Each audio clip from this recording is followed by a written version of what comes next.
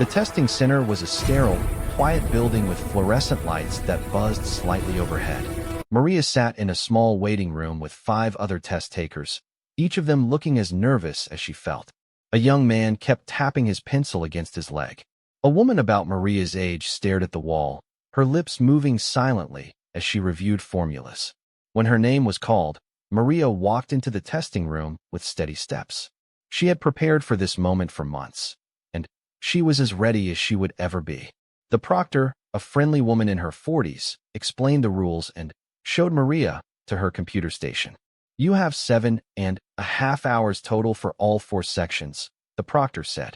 "You can take breaks between sections, but the clock keeps running. Do you have any questions?" Maria shook her head. She understood the format perfectly. Mrs. Chun had made sure all her students knew exactly what to expect. The first section was reasoning through language arts, which included reading comprehension and writing. Maria felt confident as she read the passages and answered questions about main ideas, supporting details, and author's purpose. These were skills she had developed naturally over the months of study, and the passages were interesting rather than intimidating. The writing portion asked her to analyze an argument about community college funding and write a response. Maria thought about her own experience, how the free GED program had changed her life, and wrote passionately about the importance of educational opportunities for working adults.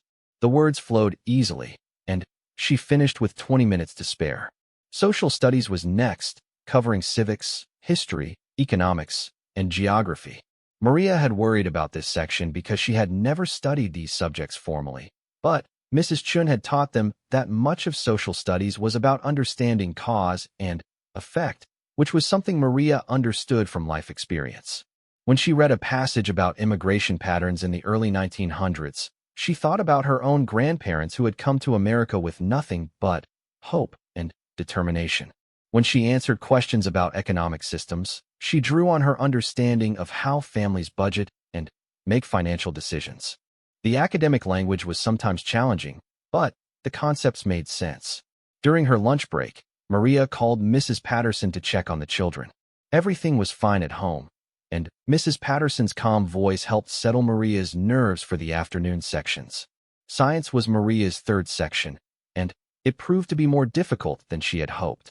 The questions covered physical science, life science, and earth science, requiring her to interpret graphs, analyze experiments, and understand scientific processes.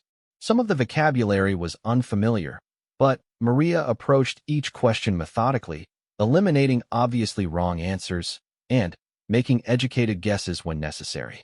By the time she reached the math section, Maria was tired but determined. This was the section she had feared most, but it was also the one she had prepared for most intensively. The questions covered number operations, algebra, geometry, and data analysis, exactly what she had been studying with Carlos and Mrs. Chun. Maria worked slowly and carefully, checking each answer twice. When she encountered a problem she didn't immediately understand, she took a deep breath and broke it down into smaller steps. Many of the questions were similar to problems she had solved during her months of preparation. With 30 minutes left in the testing session, Maria finished the last question and reviewed her answers one final time. She had done everything she could do. Whatever happened now was out of her hands. The proctor collected Maria's materials and explained that she would receive her results by mail within 2 weeks. As Maria walked out of the testing center, she felt emotionally drained, but proud of herself for completing the entire test without giving up. The drive home gave her time to process what had just happened. For 7.5 hours, she had tackled academic challenges that would have seemed impossible to her a year ago. Regardless of whether she passed, she had proven to herself that she could handle difficult material and work under pressure. When Maria arrived home, her children were waiting with a homemade banner that read, "Welcome home, student mom." Isabella had drawn pictures of graduation caps around the border, and Sophia had added glitter that sparkled under the kitchen light. "How did it go?" Carlos asked anxiously. "It was hard, but I finished everything," Maria said, hugging each of her children. "Now we have to wait for the results." That evening, neighbors started stopping by to ask about the test. Mrs. Patterson brought homemade cookies. Mr. and Mrs. Fernandez from upstairs knocked on the door to wish her luck with the results. Even teenagers from the building, friends of Carlos, came by to say they thought it was cool that she was going back to school. Maria realized that her decision to pursue her GED had affected more people than just her family. She had become an example for others who might be considering similar changes in their own lives. The 2 weeks of waiting felt endless. Maria threw herself into work and tried not to think about the test results, but it was impossible. Every time she opened the mailbox and found only bills and advertisements, her heart sank a little. Every time the phone rang, she wondered if it might be the testing center with her scores. At the diner, her coworkers were supportive but cautious. "I'm sure you did fine," Janet would say, but Maria could hear the doubt in her voice. Mr. Rodriguez was more blunt. "If it doesn't work out this time, you can always take it again." The comments were meant to be encouraging, but they reminded Maria that many people still expected her to fail. She had gotten so used to believing in herself over the past few months that she had almost forgotten how it felt to have others doubt her abilities. On a Tuesday morning, exactly 2 weeks after taking the test, Maria found an envelope from the State Education Department in her mailbox. Her hands shook as she carried it inside and sat at the kitchen table. The children had already left for school, so she was alone with her future. Maria opened the envelope carefully and pulled out an official-looking document with her name at the top. Below that were 4 subject areas with scores listed next to each one. She had to read the page twice before the information sank in. Reasoning through language arts, 165, passed. Social studies, 158, passed. Science, 152, passed. Mathematical reasoning, 150, passed. At the bottom of the page, in bold letters, were the words she had dreamed of seeing. "Congratulations! You have successfully earned your General Educational Development, GED, credential." Maria stared at the paper for several minutes, reading and rereading the scores to make sure she wasn't misunderstanding. She had passed. She had actually passed. Not only had she passed, but her scores were well above the minimum required in every subject. The tears came suddenly and completely. Maria put her head down on the table and sobbed, tears of relief, pride, exhaustion, and joy all mixed together. She had done it. After 16 years without a high school education, after months of self-doubt and hard work, after everyone telling her it would be too difficult, she had earned her diploma. When the initial wave of emotion passed, Maria's first thought was to call her children at school, but she decided to wait until they came home so she could tell them in person. Instead, she called Mrs. Patterson. "Oh dear, I'm so proud of you." Mrs. Patterson exclaimed, "I knew you could do it. You're stronger than you give yourself credit for." Next, Maria called Mrs. Chun to share the news. Her teacher was thrilled and invited Maria to speak to the current GED prep class about her experience. "You could be a real inspiration to them," Mrs. Chun said. "You've proven that age and circumstances don't have to limit what someone can achieve." That afternoon, Maria picked up her children from school instead of having them walk home. She wanted to tell them the news herself and see their reactions.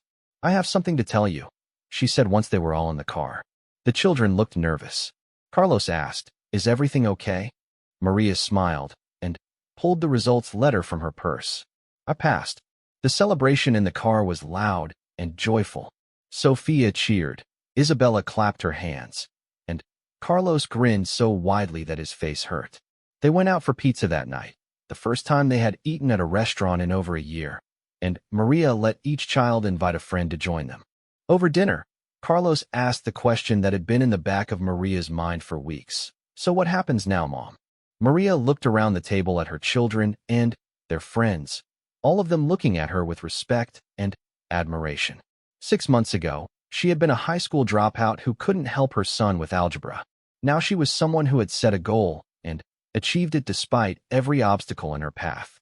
"Now," she said slowly, "I think I might apply to college."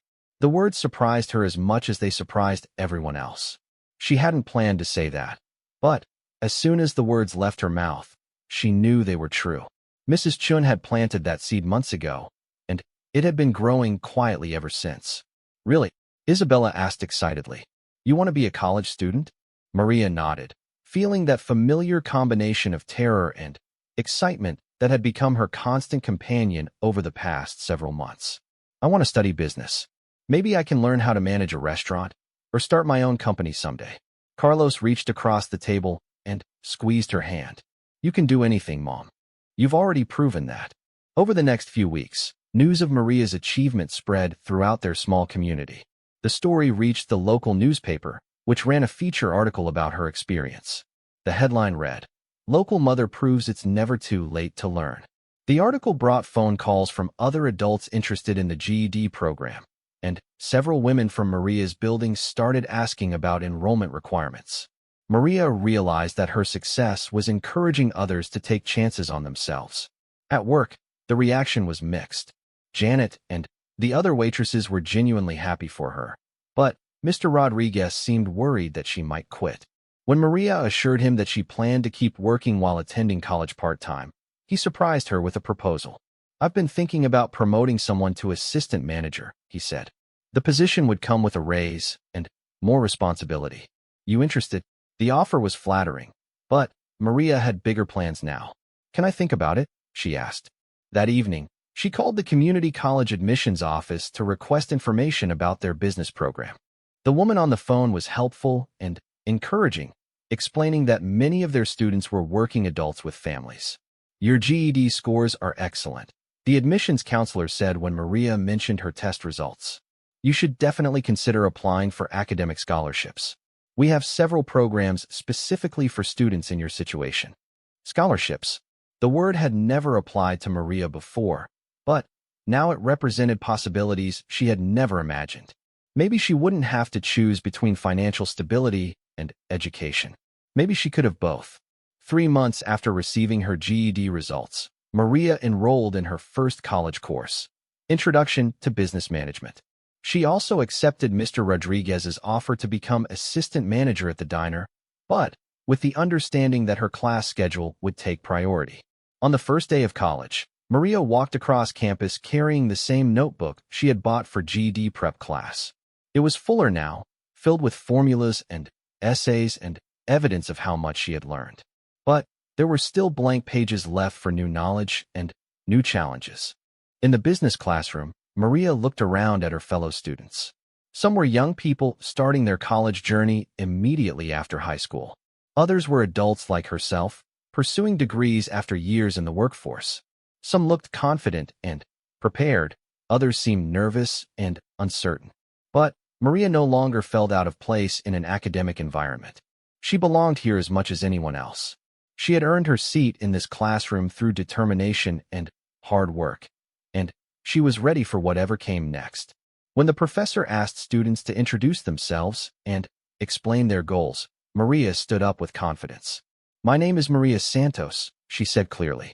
"I'm here because everyone thought I couldn't do it. But I've learned that the only person who gets to decide what I can accomplish is me." The journey from high school dropout to college student had taken 16 years, countless hours of study, and more courage than Maria had known she possessed.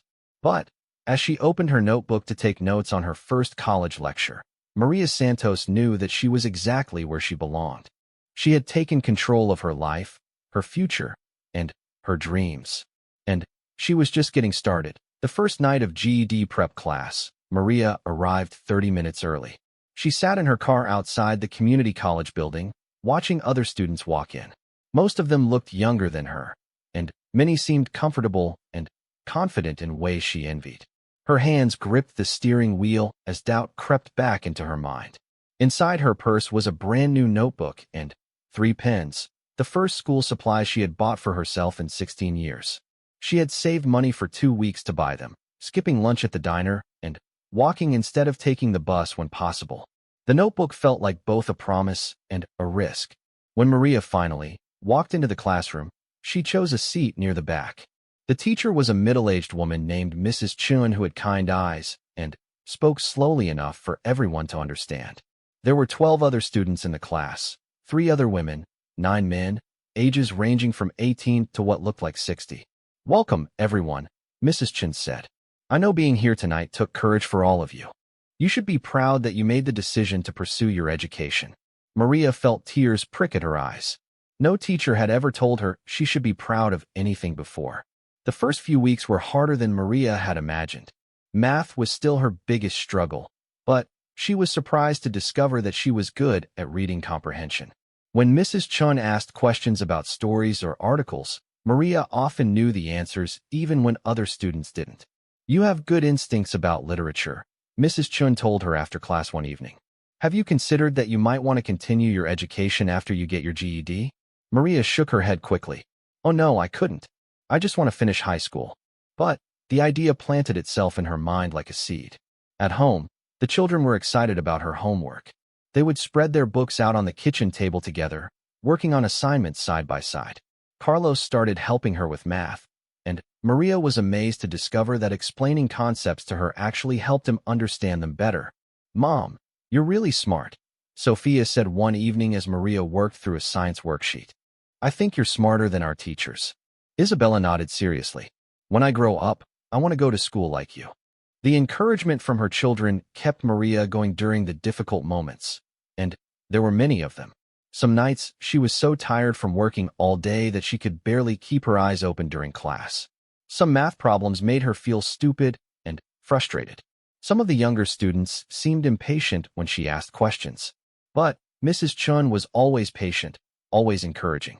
"Learning takes time," she reminded the class regularly. "Everyone moves at their own pace, and that's perfectly fine."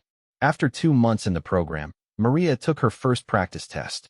She passed reading and writing easily, struggled through social studies and science, and failed math completely. The results should have been discouraging, but Mrs. Chin focused on the positive. "Look how well you did in reading and writing," she said. "That's excellent progress. Math just needs more work, and we have time for that." Mrs. Chin suggested that Maria get a tutor for math. The college offered free tutoring services, but they were only available during the day when Maria was working.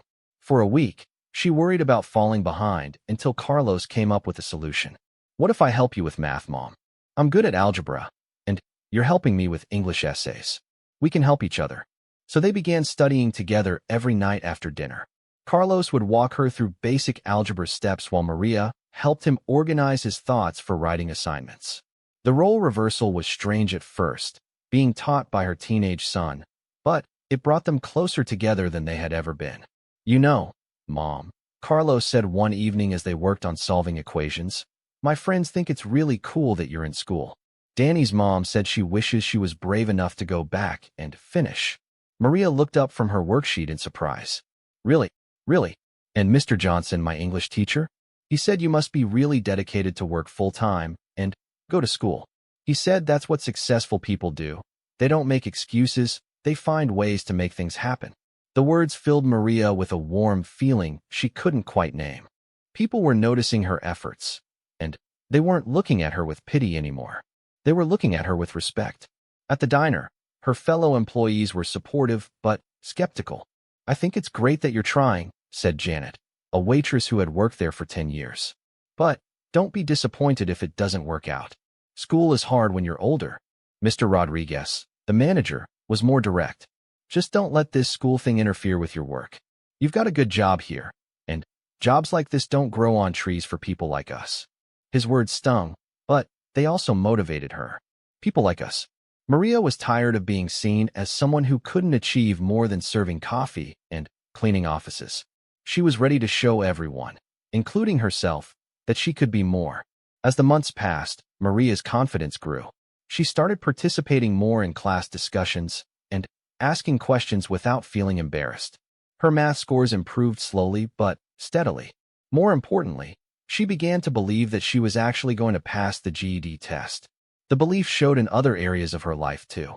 At the diner, she started suggesting improvements to the menu and the seating arrangements. Mr. Rodriguez was surprised by her ideas and even more surprised when they actually worked to improve business. "You've got a good head for business," he told her one day. "Maybe when you finish this school thing, you could train to be a manager here." Maria smiled and thanked him, but privately she thought about Mrs. Chin's suggestion that she consider continuing her education. The idea of college still seemed impossible, but it no longer seemed completely impossible. 6 months into the program, Maria took another practice test. This time she passed everything except math, and her math score was much closer to passing than before. Mrs. Chun was thrilled. "I think you're ready to register for the real test," she said. "You could take it next month."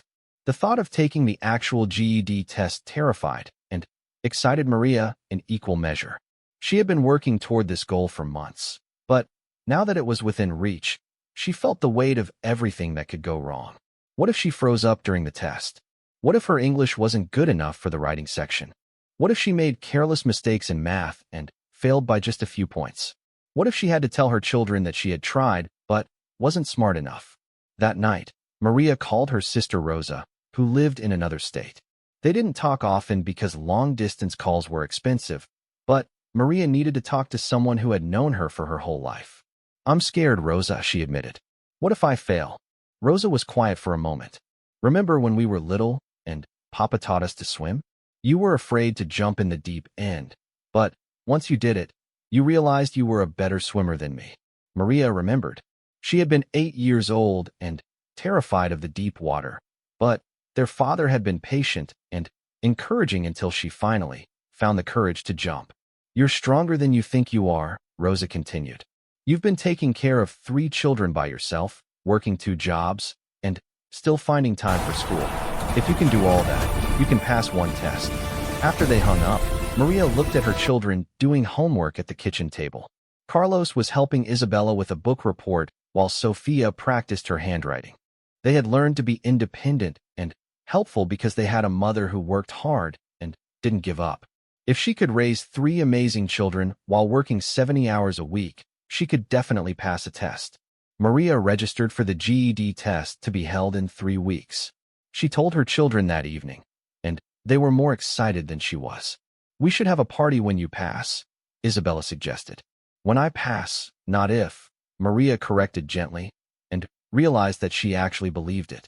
The 3 weeks of final preparation were intense. Maria studied every spare moment, carrying flashcards to work and reviewing formulas during her breaks. Mrs. Chun met with her twice outside of class to go over practice questions and boost her confidence. "You're ready," Mrs. Chun assured her. "I've been teaching this program for 8 years, and you're one of the most determined students I've ever had. Trust your preparation." The night before the test, Maria couldn't sleep. She lay in bed thinking about everything that had brought her to this moment. Dropping out of school at 16, struggling to support her family alone, watching her children grow up too fast because they had to help with everything. Finally, finding the courage to believe she could be more than what everyone expected. At 3 in the morning, she got up and walked to the kitchen table where her study materials were spread out. She looked at the notebook she had bought on that first day, now filled with her handwriting and the knowledge she had worked so hard to gain. Tomorrow, she would either prove that she was capable of achieving her dreams, or she would have to figure out how to live with the disappointment of falling short. Either way, she had already accomplished something important. She had tried.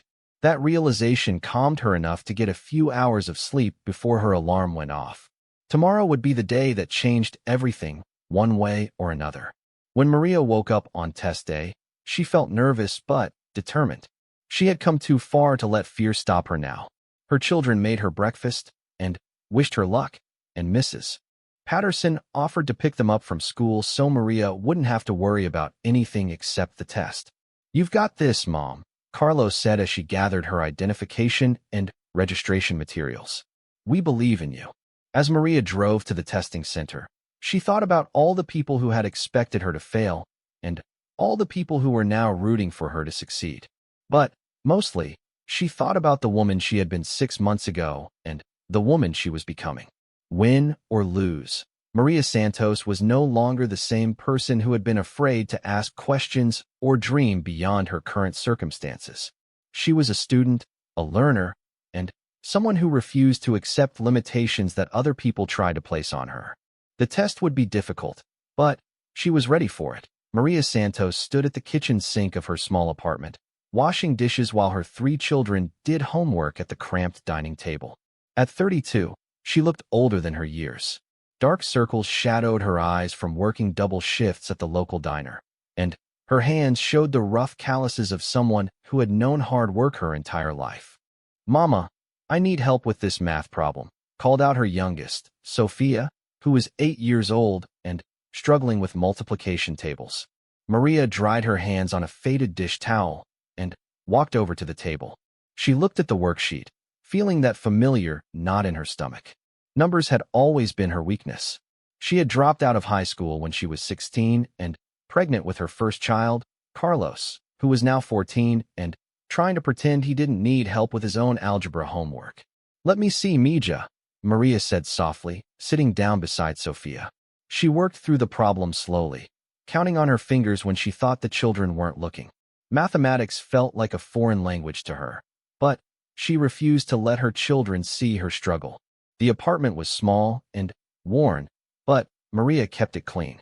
The walls needed painting, and the furniture came from thrift stores and garage sales, but everything was spotless. She had learned early that pride didn't cost money. Her mother had taught her that lesson before she died when Maria was just 25, leaving her alone with 3 young children and no one to help. Maria's husband had left 2 years earlier, claiming he couldn't handle the responsibility. He sent money sometimes, but it was never enough and never came when she expected it. Most months, Maria worked 70 hours between the diner and a cleaning job she had picked up at an office building downtown. She cleaned offices from midnight to 6 in the morning, then came home to get the children ready for school before heading to the diner for the breakfast shift. The other employees at the diner were kind to her, but she knew what some of the customers thought. She could see it in their eyes when she took their orders, pity mixed with judgment. They saw a tired Hispanic woman in a stained apron, someone who would probably spend her whole life serving coffee and scrambled eggs to people who had opportunities she would never have. Mrs. Patterson, her neighbor, was one of the few people who tried to help. She was an elderly white woman who had lived in the building for 20 years and had watched Maria struggle since she moved in. Mrs. Patterson often offered to watch the children when Maria had to work late, and she never asked for anything in return. "You know, dear Mrs. Patterson had said to her just last week, there are programs at the community college. You could get your GED, maybe even take some classes." Maria had smiled politely and changed the subject. School was for people who had time and money. She had neither. Besides, she was 32 years old. Who went back to school at 32 with 3 children to feed? But the idea wouldn't leave her alone. Late at night, after her cleaning shift, when the children were asleep and the apartment was quiet, Maria found herself thinking about what Mrs. Patterson had said. She would lie in bed, staring at the ceiling, wondering what it would feel like to walk across a stage and receive a diploma. She wondered what it would feel like to have people look at her with respect instead of pity. The thought scared her more than anything else she had ever considered. What if she tried and failed? What if she wasn't smart enough? What if the other students laughed at her for being older and different? What if she took time and energy away from her children and still didn't succeed? One Thursday evening, after an especially difficult day at the diner when a customer had been particularly rude about how long his order was taking, Maria walked past the community college on her way home. The building was lit up, and she could see people walking in and out of the main entrance. They looked confident and purposeful, carrying books and talking to each other about things she couldn't understand. She stood there for 20 minutes, just watching. A young woman about her son Carlos's age walked past, chatting on her phone about a test she had just taken. An older man, maybe in his 50s, walked by carrying a thick textbook about business. A woman who looked to be about Maria's age hurried past with a backpack slung over her shoulder. That woman looked tired too, Maria noticed. Her clothes weren't expensive, and she looked like someone who worked hard for everything she had. But there was something in her expression, determination, maybe, or hope, that Maria recognized and envied. When Maria got home that night, she found Carlos trying to help his younger sisters with their homework while burning dinner on the stove. The sight of her 14-year-old son taking on responsibilities that should have been hers filled her with both pride and guilt. "Mama's home," announced 10-year-old Isabella, jumping up to hug her. "How was school today?" Maria asked, turning down the heat under the pan and taking over the cooking. "Good," Carlos said, but she could see the frustration in his eyes. His algebra textbook lay open on the counter, covered with eraser marks and crossed-out work. Are you having trouble with that? Maria asked. Carlos shrugged, trying to act like it didn't matter. It's just hard sometimes. Tommy's dad helps him with his homework every night. His dad went to college. The words hit Maria like a physical blow. She knew Carlos didn't mean to hurt her, but the implication was clear. She couldn't help him because she didn't know enough. Her children were going to struggle in school because their mother had never learned the things they needed to know. That night, after the children were in bed, Maria sat at the kitchen table with a cup of coffee and thought seriously about what Mrs. Patterson had suggested. She pulled out a piece of paper and wrote down all the reasons why going back to school was impossible. The list was long. No time, no money, too old, too tired, too scared, children need her, work schedule, no transportation, not smart enough, too much to catch up on. Then, on the other side of the paper, she wrote down reasons why she should try. Set an example for her children, better job opportunities, higher income, personal pride, prove to herself she could do it. The second list was much shorter, but each item felt more important than anything on the first list. Maria stared at the paper for a long time. She thought about Carlos struggling with his homework and trying to hide his frustration. She thought about Sophia asking questions she couldn't answer. She thought about Isabella, who was smart and curious and deserved a mother who could keep up with her mind. She thought about the customers at the diner who looked through her as if she were invisible, and she thought about the woman she had seen walking into the community college with determination in her eyes. Finally, Maria folded the paper and put it in her purse. Tomorrow, she decided, she would ask Mrs. Patterson to watch the children for an hour after school. She would walk to the community college and ask about their programs. She wouldn't commit to anything, she told herself. She would just ask questions. But even as she tried to minimize the decision in her mind, Maria felt something she hadn't experienced in years. It was small and fragile, but it was definitely there. For the first time in a very long time, Maria Santos felt hope. The next morning at the diner, Maria worked her usual breakfast shift, but something was different. When customers were rude or dismissive, she didn't let it affect her as much as usual. When her boss, Mr. Rodriguez, complained about the coffee being too strong, she simply adjusted it without the usual knot of anxiety in her stomach. During her break, she called Mrs. Patterson from the diner's phone. "Of course I'll watch the children, dear," Mrs. Patterson said when Maria explained what she wanted to do. "I think it's wonderful that you're considering this. You're braver than you know." Maria didn't feel brave. She felt terrified, but she also felt determined in a way that surprised her. Maybe being brave didn't mean not being scared. Maybe it meant being scared and doing it anyway. That afternoon, when her shift ended, Maria walked slowly toward the community college. Her heart pounded harder with each step. She had changed from her work uniform into her best pair of jeans and a clean sweater, but she still felt out of place as she approached the main building. The woman at the information desk was younger than Maria and spoke perfect English without an accent. Maria suddenly became very aware of her own accent and the way she sometimes struggled to find the right words. "I would like to know about getting my GED," Maria said, her voice barely above a whisper. The young woman smiled warmly. "Of course. Let me get you some information." She handed Maria several pamphlets and a registration form. "Our next GED prep class starts in 3 weeks. Classes meet twice a week in the evenings, and we also offer Saturday morning sessions if that works better with your schedule." Maria looked at the registration form. It asked for her address, previous education, and employment information. Under goals, there was a blank space where she was supposed to explain why she wanted to get her GED. "Take your time looking over the materials," the woman said. "If you have questions, you can call the number on the pamphlet or come back anytime." Maria thanked her and walked outside, clutching the pamphlets like they contained the secrets of the universe. She sat on a bench outside the building and read every word on every page. The classes were free, thanks to a state program for working adults. The schedule was designed for people who had jobs and families. There were tutoring services available and childcare assistance for some programs. As she read, Maria began to believe that maybe, just maybe, this was something she could actually do.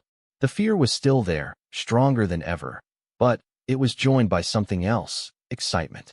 She imagined walking across a stage in a cap and gown while her children watched from the audience. She imagined helping Carlos with his algebra and actually understanding what she was doing. She imagined applying for better jobs and being able to check yes when applications asked if she had a high school diploma. When Maria got home, the children were doing homework with Mrs. Patterson's help. Carlos looked up when she walked in, and she saw a question in his eyes. "How was your day, Mama?" Isabella asked. Maria sat down at the table with them and spread out the pamphlets. "I went to the college today," she said. "I'm thinking about getting my high school diploma." The children stared at her with wide eyes. Sophia was the first to speak. "Are you going to be a student like us?" Maria laughed, feeling lighter than she had in years. "Yes, Mija. I'm going to be a student like you." Carlos picked up one of the pamphlets and looked at it carefully. "This is really cool, Mom. You're going to do great." The confidence in his voice surprised her. Her son believed in her completely, without question or doubt. If Carlos thought she could do it, maybe she really could. That night, Maria filled out the registration form. In the space marked goals, she wrote, "To set a good example for my children and to prove to myself that it's never too late to learn." She signed her name at the bottom with hands that shook only slightly. Tomorrow, she would mail the form. In 3 weeks, she would start classes. Everyone at the diner, everyone in her building, everyone who had ever looked at her and seen only a tired single mother with no education, they all thought she couldn't do it. But, for the first time in her life, Maria Santos thought maybe they were wrong.